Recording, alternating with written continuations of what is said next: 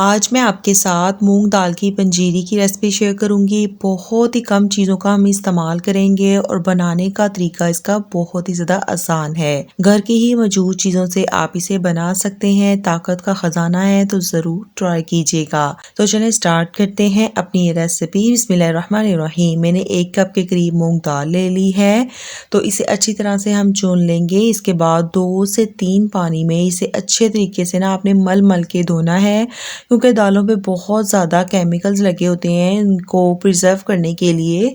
तो आपने ना इसे 2 से 3 पानी में अच्छे तरीके से धो लेना है। ये देखें पानी कितना ज़्यादा गंदा है, इसे मैं निकाल दूंगी और पानी को आपने चेंज कर देना है और इसे 4 से 5 घंटे के लिए ना भिगो कर रख देंगे। 4 से 5 घंटे के बाद ये देखें दाल बहुत अच्छे से नरम हो चुकी है।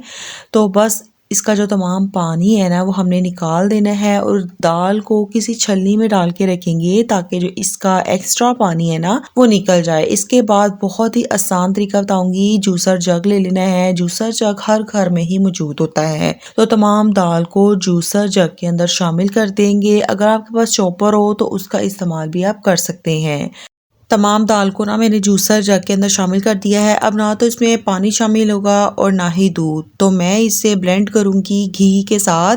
ये मैंने देसी घी लिया है और इसे मेल्ट कर लेंगे और तकरीबन 1 कप के करीब मैंने घी लिया है और सारा घी अभी इसमें मैं शामिल नहीं कर रही हूँ। सिर्फ हाफ कप के करीब मैंने इसमें देसी घी शामिल किया है।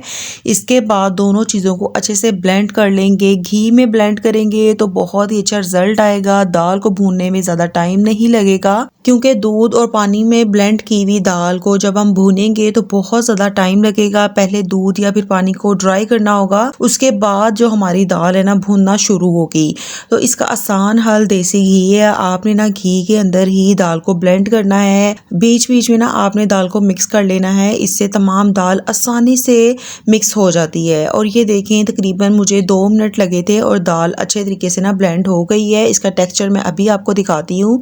जब आप इसे हाथ लगाएंगे ना तो हल्का हल्का सा बारीक सा आपको दाना हाथ पे महसूस होगा। आपने इतना ही इसे ब्लेंड करना है। अब इसे एक बाउल में निकाल लेंगे। इसके बाद अपनी कुकिंग स्टार्ट करते हैं। बिस्मिल्लाहिर्रहमानिर्रहीम। 1 अदद मैंने कढ़ाई ले ली है। इसके अंदर देसी घी के 2 से 3 खाने के चम्मच मैं शामिल करूंगी। ये वही देसी घी है जो हमने दाल में भी शामिल किया था। इसके अंदर मैं बेसन शामिल करूंगी 2 खाने के चम्मच। आप बेसन की जगह सूजी का भी इस्तेमाल कर सकते हैं और इसे अच्छे से हम भून लेंगे।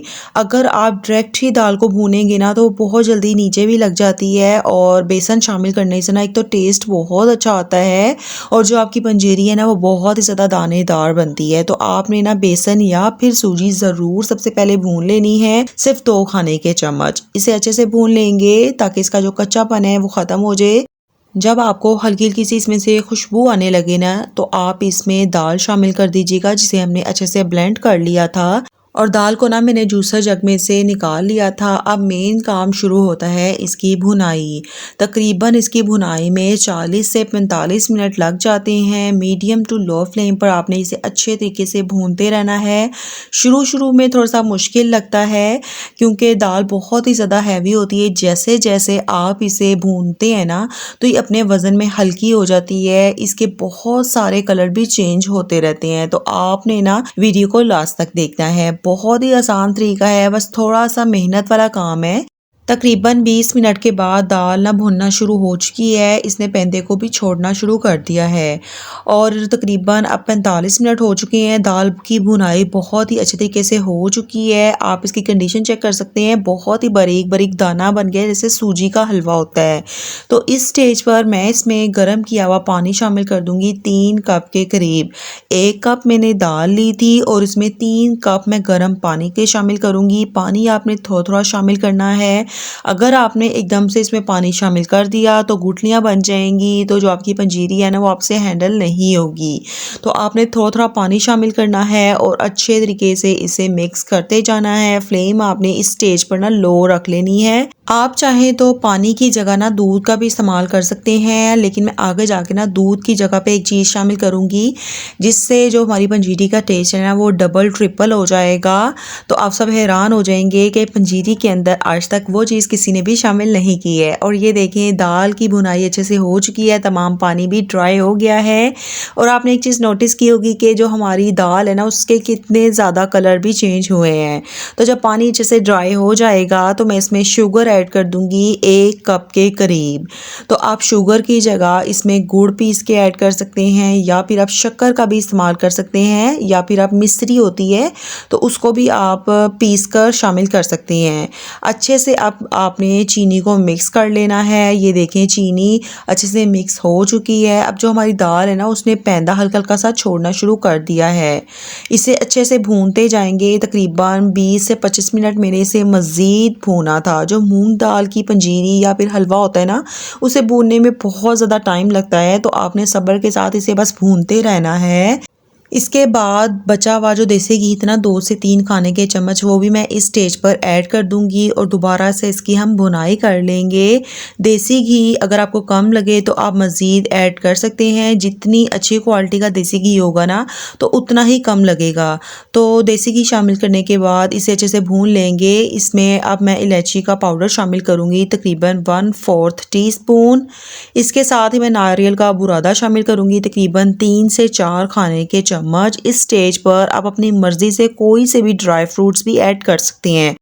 अक्सर लोग दाल को पीसने के लिए ना दूध का इस्तेमाल करते हैं, लेकिन मैंने दूध नहीं शामिल किया तो मैं इसमें खोया ऐड कर रही हूँ तकरीबन ½ कप के करीब। खोया शामिल करने से इस पंजीरी का जो टेस्ट है ना वो बहुत ही ज़्यादा लाजवाब बनेगा। एक बार आपने ज़रूर शामिल करना है।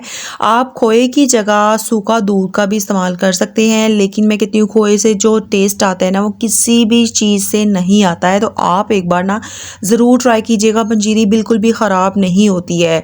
इसके बाद इसे तकरीबन 20 मिनट के लिए अच्छे से मैंने भून लिया था। इसकी कंडीशन इस तरह की हो चुकी है, भुरभुरा सा हो चुका है जैसे एक पंजीरी की शेप होती है। तो बस इसे आपने अच्छे से मिक्स कर लेना है। इसके बाद मैं थोड़े से ड्राई फ्रूट्स ऐड करूंगी, बाकी के मैं गार्निशिंग में ऐड करूंगी और इसे 2 मिनट के लिए मैं ढक दूंगी। तकरीबन 2 से 4 मिनट के बाद माशाल्लाह से जो हमारी मूंग दाल की पंजीरी है ना वो तैयार हो चुकी है। आप इसमें कोई से भी ड्राई फ्रूट्स ऐड कर सकते हैं। पंजीरी हमारी तैयार हो चुकी है। अब मैं इसे डिश आउट करूंगी। आप इसे फ्रिज के बगैर भी तकरीबन 2 हफ्तों के लिए रख सकते हैं। अगर आप इसे फ्रिज में रखेंगे तो जो इसकी शेल्फ लाइफ है ना वो मज़ीद बढ़ जाएगी। लास्ट पर मैं इसके ऊपर बादाम और पिस्ते शामिल कर रही हूँ। लजीज किस्म की पंजीरी हमारी बन चुकी है। अगर आपके जोड़ों में दर्द है, आपकी हड्डियों में दर्द है तो आप इसे ज़रूर बनाकर रख लें। नाश्ते से पहले या फिर खाने के बाद रात को दूध के साथ 2 से 3 खाने के चम्मच इस पंजीरी के खा लें। आपके तमाम मसलों का हल आपको मिल जाएगा। आपके जिस्म में बहुत ज़्यादा ताकत आएगी, हड्डियों में दर्द बिल्कुल ही ख़त्म हो जाएगा। ट्राई करें और मुझे फीडबैक देना बिल्कुल ना भूलिएगा। मिलते हैं किसी नई रेसिपी के साथ, तब तक अपना बहुत ख्याल रखिएगा। अल्लाह हाफिज़।